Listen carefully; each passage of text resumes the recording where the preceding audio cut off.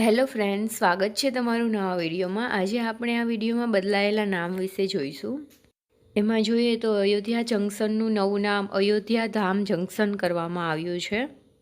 પછી આગળ જોઈએ તો યુપીના પ્રતાપગઢ જંકશનનું નામ બદલીને બેલ્હાદેવી ધામ પ્રતાપગઢ જંકશન કરવામાં આવ્યું છે।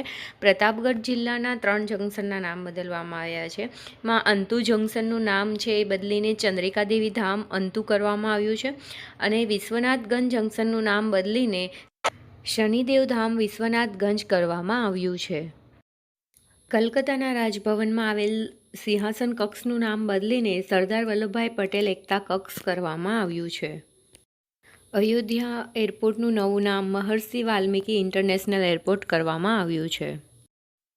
પછી ચંદ્રયાન 3નું લેન્ડિંગ સ્થળ છે એ શિવશક્તિ બિંદુના નામથી ઓળખાશે।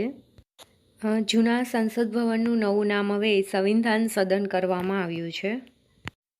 પછી ઉત્તર પ્રદેશની જેલોનું નામ યોગી ગવર્મેન્ટે સુધાર ગૃહ કર્યું છે। યુપીના કાકોરી કાંડનું નામ બદલીને કાકોરી ટ્રેન એક્શન કરવામાં આવ્યું છે। આયુષ્યમાન ભારત સ્વાસ્થ્ય અને કલ્યાણ કેન્દ્રનું નવું નામ હવે આયુષ્યમાન આરોગ્ય મંદિર કરવામાં આવ્યું છે।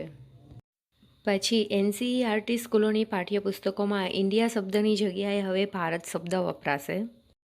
મિડ ડે મીલ યોજનાનું નવું નામ હવે પીએમ પોષણ યોજના કરવામાં આવ્યું છે। ચંદ્રયાન 2નું પદચિહ્ન હવે તિરંગા પોઈન્ટથી ઓળખાશે। ભારતની પ્રથમ રેપિડેક્સ ટ્રેનનું નામ બદલીને નમો ભારત ટ્રેન કરવામાં આવ્યું છે। ઓસ્ટ્રેલિયાના હેરિસ પાર્કનું નામ બદલીને લિટલ ઇન્ડિયા કરવામાં આવ્યું છે। પછી જમ્મુ કાશ્મીરના ઉધમપુર રેલવે સ્ટેશનનું નામ બદલીને શહીદ કેપ્ટન તુષાર મહાજન રેલવે સ્ટેશન કરવામાં આવ્યું છે।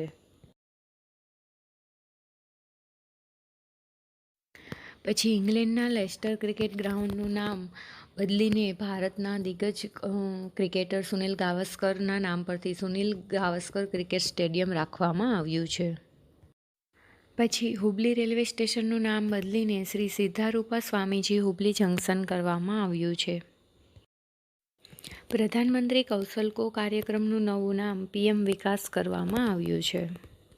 પછી યુપીના રાયબરેલી હોકી સ્ટેડિયમનું નામ બદલીને રાણી રામપાલ હોકી સ્ટેડિયમ કરવામાં આવ્યું છે, જે આ સન્માન મેળવનારી પ્રથમ મહિલા ખેલાડી છે। પછી ગોવાના મોપા ઇન્ટરનેશનલ એરપોર્ટનું નામ બદલીને મનોહર ઇન્ટરનેશનલ એરપોર્ટ કરવામાં આવ્યું છે। પછી બેટી બચાવો બેટી પઢાઓ અભિયાનનું નામ બદલીને બદલાવ કરવામાં આવ્યો છે અને કે બેટી આપકી ધનલક્ષ્મી ઓર વિજયલક્ષ્મીનો ઉપયોગ થશે। પછી નાગપુરમાં ઇતવારી રેલવે સ્ટેશનનું નામ બદલીને મહારાષ્ટ્ર ગવર્મેન્ટે સુભાષચંદ્ર બોઝ ઇતવારી રેલવે જંકશન રાખવામાં આવ્યું છે।